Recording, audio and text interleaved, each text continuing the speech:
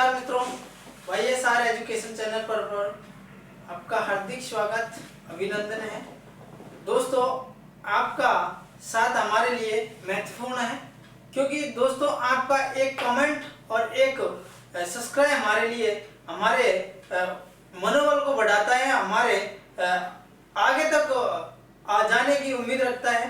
तो दोस्तों, आप साथ बनाए रखें, आपका हमारे साथ। और मित्रों, जैसे कि हमारा चैनल के साथ साथ में हमने हमारा ऐप भी लॉन्च कर रखा है। थोड़ी किसी टेक्निकल इशू के कारण हमने ऐप में भी थोड़ा रुकावट है, बाकी हमारे डिस्कशन पर आपको उसकी लिंक दी जा रही है, वहां से आप डाउनलोड कर सकते हैं।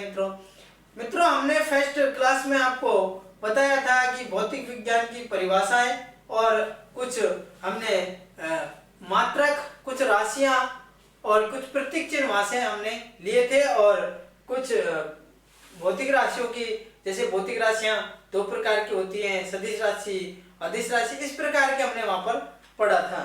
तो हमने, अगर आपने हमारी फर्स्ट वीडियो नहीं देखी तो वीडियो के डिस्क्रिप्शन पर आपको उसका लिंक दिया गया है, वहां से आप जरूर देखें।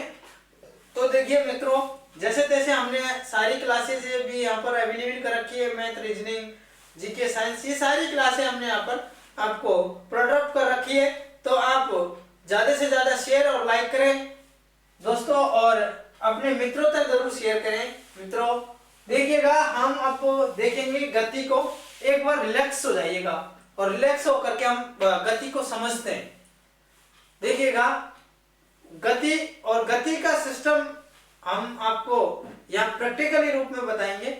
एक बार देखते हैं हम गति, और गति को हम इंग्लिश में मित्रों मोशन कहेंगे। गति को मोशन कहते हैं। क्या कहते हैं मित्रों? मोशन कहते हैं। देखिएगा दोस्तों, थोड़ा गति और गति को हम इंग्लिश में हम क्या कहते हैं मित्रों? मोशन कहते हैं। क्या कहते हैं मित्रों? मोशन कहते हैं गति को।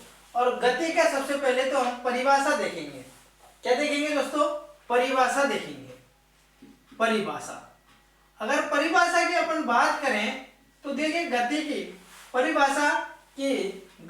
परिभाषा के अनुसार यह कहता है हमसे कि जब कोई वस्तु गति कर रही है, तो ये गति करनी चाहिए। क्या करनी चाहिए मित्रों? गति करनी चाहिए, गति करती रहनी चाहिए। जब तक, कब तक गति करेगी? जब तक इस पर कोई बाह्य बल इस पर कार्य नहीं करेगा। बाह्य बल जो है ना, इस पर कोई कार्य नहीं करेगा, तो ये वस्तु क्या करेगी मित्रों? जब तक इस पर बाह्य बल कार्य नहीं करेगा तो ये वस्तु गति करती रहेगी, और गति करती रहेगी। और अब इस पर बाह्य बल कार्य करेगा तो ये गति क्या करती? करती हुई क्या रुक जाएगी? क्या कर जाएगी? बिल्कुल गति करती हुई। यहाँ से अगर ये मार्कर को हम यूं ले जा रहे हैं, जब तक हम कोई बाह्य बल नहीं लगाएंगे तो ये बाह्य बल नहीं, ये मार्कर रुकेगा नहीं, ये आगे तक चलता रहेगा। तो यानी कहने का तात्पर्य हमारा ये है मित्रों कि जब गतिशील वस्तु है तो वह गति कर रही है, जब तक करेगी गति, जब तक कोई बाह्य बल कार्य नहीं करेगा। कहने का तात्पर्य परिभाषा के अनुसार हम समझे तो यानी समय की स्थिति के साथ में क्या कर रही है? परिवर्तन कर रहा है। समय के साथ साथ में ये क्या कर रहा है? स्थिति में क्या कर रहा है? परिवर्तन कर रहा है। क्या कर रहा है मित्रों? परिवर्तन कर रहा है। क्या कर रहा है? परिवर्तन कर रहा है। और इस परिवर्तन को हम क्या कहेंगे मित्रों? इन्हीं को हम क्या कहते हैं? गति कहते हैं। क्या कहते हैं? क्या कहते हैं मित्रों? गति कहते हैं। समझ आई थोड़ी कि गति की कहने का मतलब ये था हमारा कि जब कोई ए बिंदु से बी बिंदु तक जा रही है, और एक समय अंतराल में जा रही है, ये समय अंतराल में जा रही है, सीधी जा रही है। कैसे भी जा रही है? सीधी, टेढ़ी, बेढ़ी, जब तक जाएगी जब तक कोई बाह्य बल कार्य नहीं करेगा। और ये समय के साथ में क्या, अगर ये आगे बढ़ेगी तो समय क्या होगा? इसका समय भी क्या होगा? नष्ट होगा, समय भी बर्बाद होगा। और समय बर्बाद होगा तो ये यहाँ से चलकर क्या आई? यहाँ पर आई ना। और ये जब यहाँ से चलकर यहाँ पर आई है तो इसकी क्या हुई है? स्थिति चेंज होगी कि यार इस जगह से चलकर ये इस जगह पर आई थी और इस जगह पर आई थी, तो इसकी क्या हुई थी? स्थिति चेंज हुई थी। और ये स्थिति चेंज हुई थी तो इसका समय भी क्या लगा था? इसका समय भी लगा था, चेंज किया था। इसलिए इसने कहा है समय के साथ में क्या करती है? स्थिति को परिवर्तन करती है। और स्थिति को परिवर्तन करना ही क्या कहलाती है? गति कहलाती है दोस्तों। एक होती है विराम अवस्था, एक इसी के अंदर आती है विराम अवस्था। विराम अवस्था, इस विराम अवस्था में क्या होता है मित्रों, समय तो हमारा बर्बाद होता है। क्या होता है, समय तो हमारा बिल्कुल बर्बाद होता है, समय तो नष्ट होता है, बिल्कुल नष्ट होता है, लेकिन इसकी स्थिति में कोई परिवर्तन नहीं होता है। क्या नहीं होता मित्रों, स्थिति में कोई परिवर्तन नहीं होता है। और जब स्थिति में परिवर्तन नहीं होते तो उस स्थिति में क्या कहलाती है, ये वस्तु क्या कहलाएगी, विराम अवस्था में ही कहलाती है। ये वस्तु क्या कहलाती है, विराम अवस्था में ही रहती है ये वस्तु। तो इसलिए विराम अवस्था को क्या कहा है इसने, कि समय के साथ साथ में क्या स्थिति में कोई परिवर्तन नहीं होता है, तो इस स्थिति को क्या कहेंगे, हम विराम अवस्था कहेंगे। देखिएगा मित्रों, जैसे अगर हम इनके उदाहरण की बात करें, गति की उदाहरण की हम बात करें, जैसे हम चल रहे हैं, फिर रहे हैं, चल रहे हैं, घूम रहे हैं, पैदल चलना या टहलता हुआ व्यक्ति क्या कहलाता है मित्रों, व्यक्ति क्या कहलाएगा, क्या व्यक्ति टहलता हुआ व्यक्ति क्या कहलाएगा, तो ये क्या कहलाएगा, गति कर रहा है। जैसे चलती हुई रेलगाड़ी, रेलगाड़ी ये क्या कर रही है, ये क्या कर रही है, गति कर रही है। ये क्या कर रही है, गति कर रही है। जैसे अगर मैं इसकी विराम अवस्था की बात करूं, तो विराम अवस्था में जैसे ये कोई टेबल है, ये कोई टेबल पर कोई किसी प्रकार का कोई गिलास रखा है या मार कर रखा है, ये गिलास मान के चल रहे हैं अपन। क्या चल रहे हैं मित्रों, गिलास मान के चल रहे हैं। और इस गिलास को अगर जब तक हम कोई भाई वाले उठाएंगे फिराएंगे नहीं, चलाएंगे नहीं, तो ये जब तक क्या रहेगा, यहीं रखा रहेगा। और तो ये यहाँ पर रखा रहेगा, तो इससे क्या होगा, विराम अवस्था में रहेगी। ये वस्तु क्या कर रहेगी, विराम अवस्था में रहेगी। और ये विराम अवस्था में रहेगी तो क्या करेगी मित्रों, इसी को क्या कहेंगे मित्रों, इसी को हम क्या कहेंगे, विराम अवस्था। यानी किसी टेबल पर गिलास रखा हुआ है, ये इसका क्या है मित्रों, उदाहरण है। अगर हम इसकी वर्गीकृत की बात करें, गति की वर्गीकृत की बात करें, तो गति दो भागों में वर्गीकृत है। एक समान गति और एक होती है असमान गति। समान गति और एक असमान गति, दो प्रकार की होती है। देखिए, समान गति और असमान गति को भी हम देख लेते हैं। देखिएगा, समान गति, देखिएगा मित्रों, समान गति क्या कहलाती है, कि समय समान गति, इसके यहां पर लिखे होने से हम समझ पा रहे हैं, और यह असमान गति। देखिएगा मित्रों, समान गति क्या है, कि एक समय निश्चित सीमा में, एक समय निश्चित सीमा में, समय अंतराल में क्या करती है, गति करती है। कहने का तात्पर्य मैं आपको बताऊं दोस्तों, जैसे ये कोई वस्तु है, यहां से चलकर ये 60 किलोमीटर जाती है। कितने किलोमीटर जाती है मित्रों, 60 किलोमीटर जाती है ये वस्तु। और ये वस्तु जाती है कितने घंटे में, 1 घंटे में। तो 1 घंटे में कितने मिनट होती है, 60 मिनट होती है। इसका कहने का तात्पर्य एक समय अंतराल में चल रही है, यानी कि 1 घंटे में क्या कर रही है, 1 किलोमीटर दूरी तय कर रही है, कि यानी समय भी इतना ही लग रहा है और किलोमीटर यानी दूरी भी इतनी तय कर रही है। तो एक निश्चित सीमा तय कर रही है, निश्चित सीमा, सीमा अंतराल।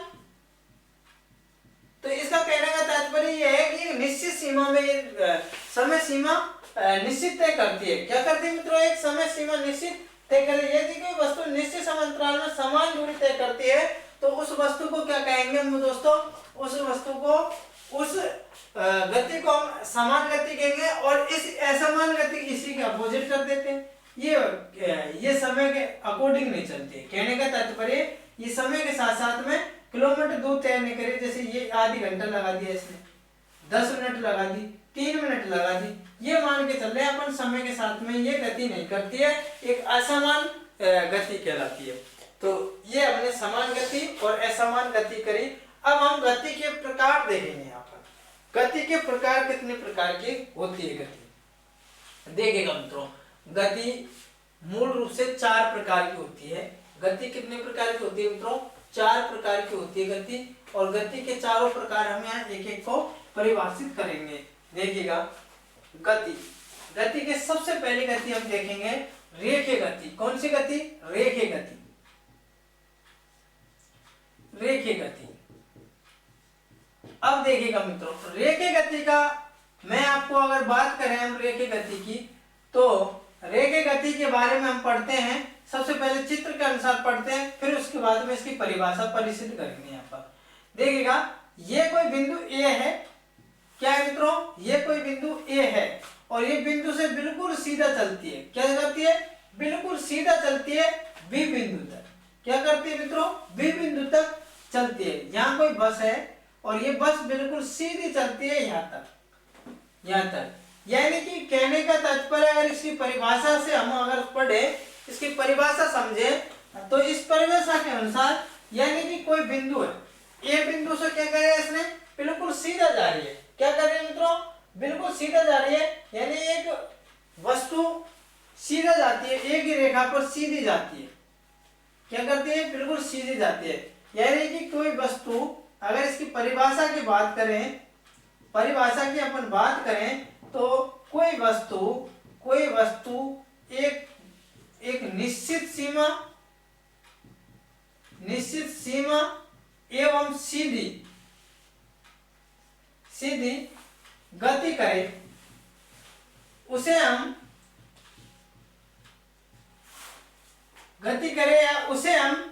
क्या कहते हैं? स्थानांतरित गति या फिर रेखीय गति, या फिर इसे हम सरल रेखीय गति कहते हैं मित्रों। देखिएगा मित्रों, यानी कि जब कोई वस्तु एक बिल्कुल निश्चित सीमा सीधी रेखा में जाती है, बिल्कुल सीधी रेखा में जाती है, और इस रेखा में जाती है, इस गति को हम क्या कहते हैं? रेखीय गति कहते हैं। जैसे कोई वस्तु है, देखिएगा, इस गति के 3 नियम नाम है, स्थानांतर गति या रेखीय गति भी कह सकते हैं, इसी को हम सरल रेखीय गति कहते हैं। अगर हम इसके उदाहरण की हम बात करें, उदाहरण की अगर बात करेंगे अपन, तो जैसे कि पैदल चलता हुआ व्यक्ति, क्या? पैदल चलता हुआ व्यक्ति, उदाहरण की बात करें तो क्या करेंगे? पैदल चलता हुआ व्यक्ति, ये रेखीय गति को हम क्या कहते हैं? स्थानांतर गति भी कह सकते हैं, सरल रेखीय गति भी कह सकते हैं, या फिर हम क्या कह सकते हैं? हम सरल रेखीय गति भी कह सकते हैं मित्रों। ये अगर गति की बात करें तो ये बिल्कुल निश्चित रेखा में जाती है, एक सीधी रेखा में जाती है, और ये एक स्थान से दूसरे स्थान पर जाती है, इसलिए इस रेखा को क्या कह सकते हैं? हम स्थानांतर गति भी कह सकते हैं। और ये रेखा एक बिल्कुल निश्चित रेखा में, सीधी रेखा में जाती है, और इस सीधी रेखा में जाने की वजह से हम क्या कह सकते हैं? रेखीय गति भी कहते हैं, या सरल रेखीय गति भी कह सकते हैं मित्रों। आगे चलिए दोस्तों, आगे देखिए दूसरी गति। अगर दूसरी गति की हम बात करें तो एक घूर्णन गति होती है। कौन सी गति होती है? घूर्णन गति होती है। देखिएगा मित्रों, घूर्णन गति का हम सबसे पहले चित्र के अनुसार ही समझते हैं, रटंत विद्या नहीं करेंगे, और चित्र के अनुसार ही हम इसकी परिभाषा बनाएंगे। यहाँ पर देखिएगा, एक होती है घूर्णन गति। कौन सी गति? घूर्णन गति।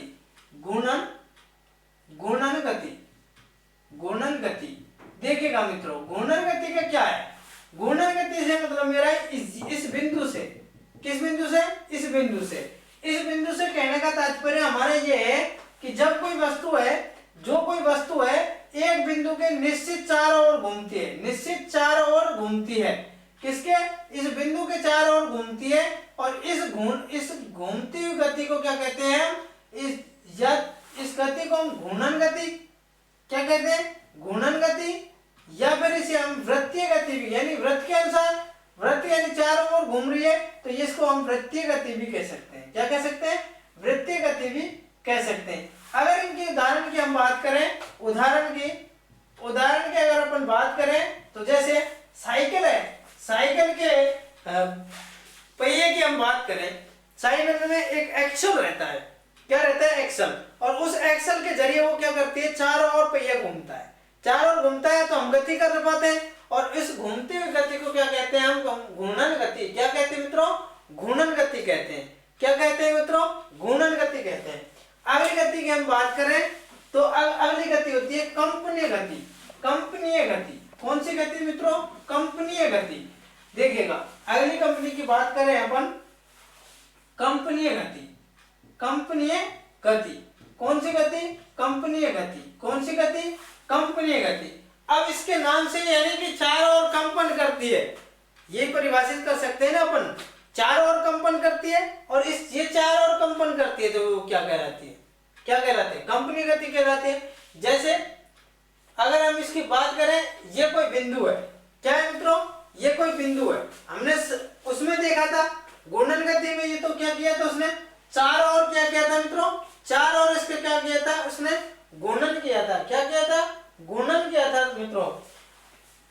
तो इसमें क्या है, इस बिंदु के चार और इर्द गिर्द, क्या इर्द गिर्द, चार और इर्द गिर्द क्या करती है, चार और क्या करते हैं, ये कंपन करते हैं, यानी इसके चार और क्या करते हैं मित्रों, ये चार और बिल्कुल घूमते हैं, यानी कि ये चार और कंपन करते हैं, यहां से कभी यहां किया, कभी वहां किया, कभी यहां किया, कभी वहां किया, इस प्रकार से ये क्या करते हैं, कंपन करते हैं। और इस कंपन करते हैं तो इस कंपनी, इसे क्या कहते हैं हम, कंपनीय गति कहते हैं। जैसे इसकी उदाहरण करते हैं, बात करें पदार्थ के अणुओं की बात करें, पदार्थ में अणुओं की बात करें तो अणु क्या करते हैं, अणु की बात करें हम तो ये पदार्थ के चारों ओर क्या करते हैं, इर्द गिर्द घूमने का कार्य करते हैं। क्या करते हैं मित्रों, इर्द गिर्द घूमते हैं, और इर्द गिर्द घूमने को हम क्या कहते हैं, ये कंपनीय गति होती है। क्या होती है, कंपनीय गति होती है। अगली गति होती है मुक्त रूप से, अगली गति होती है मुक्त रूप से गिरते पिंड गति, गिरते पिंड गति। देखिएगा दोस्तों, इस गति के अंदर क्या होता है, इस गति के अंदर हम गति के अंदर क्या करते हैं दोस्तों, इस गति के अंदर जब कोई वस्तु हम ऊपर से हम जब डालते हैं तो ये क्या करती है, वस्तु नीचे की ओर आ जाती है। क्या होती है, अगर ये मार्कर को हम छोड़ते हैं, देखिएगा ये क्या किया इसने, नीचे की ओर आया। तो ये क्या किया इसने, ये दोस्तों ये गुरुत्वाकर्षण बल के कारण क्या करती है, पृथ्वी अपनी ओर खींचती है किसी वस्तु को। क्या करती है दोस्तों, वस्तु को ये अपनी ओर खींचती है, और इस खींचने को ये इसमें क्या करती है, ये अपने गुरुत्वाकर्षण बल के कारण वस्तु कैसी वस्तु इसको इसने पृथ्वी ने, और इसी को हम क्या कहते हैं, गिरते पिंड गति कहा जाता है। इसे हम क्या कहते हैं, गिरते मुक्त रूप से गिरते पिंड गति कहलाती है मित्रों। अगर इसकी हम अपन बात करें तो जैसे कोई पंखा चल रहा है, छत पर कोई पंखा चल रहा है और ये घूम रहा है, चारों ओर घूम रहा है, तो हो सकता है ये ऊपर चले जाए, हो सकता है ना ऊपर भी चला जाए क्योंकि घूम रहा था। लेकिन क्या करता है, पृथ्वी अपने गुरुत्वाकर्षण बल के कारण क्या करती है, अपनी ओर खींच लेती है। तो इसी के ये एक उदाहरण है। तो मित्रों, हमने गति के प्रकार वर्गीकृत किया और गति की परिभाषा हमने यहाँ पर बिल्कुल कॉन्सेप्ट तरीके से पढ़ी थी, ऑथेंटिक तरीके से पढ़ी थी। मित्रों, अगर आपको ये वीडियो पसंद आए तो दोस्तों तक शेयर करें। अब हम थोड़ा इसी के अंदर देखते हैं दोस्तों, न्यूटन के गति के नियम। सबसे पहले गति के 3 नियम हुए, न्यूटन सर ने 3 नियम दिए थे, वो कौन कौन से थे, बाकी आगे हम क्लियर करेंगे। बाकी देखिएगा दोस्तों, न्यूटन सर हुए थे, एक सर हुए थे आइजैक न्यूटन, और आइजैक सर ने सन 1687 ईस्वी में एक पुस्तक लिखी थी प्रिंसिपिया, और उस पुस्तक में न्यूटन सर ने गति के 3 नियम दिए, और वो तीन नियम इस प्रकार थे दोस्तों। देखिएगा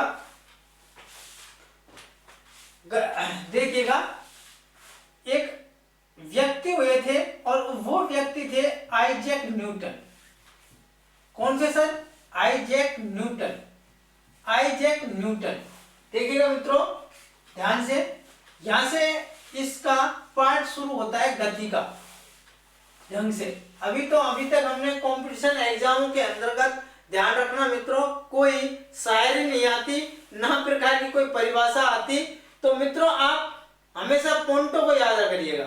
तो अपन को परिभाषित नहीं करना, परिभाषा वहां नहीं पूछता, ना परिसिद्ध करवाता किसी प्रकार से। वहां तो हमें बिल्कुल आंकड़े आने चाहिए, हमें उत्तर आने चाहिए, कैसे भी आए, चाहे परिभाषा से आए, चाहे उसे हम आंकड़ों द्वारा आए, कैसे भी ले।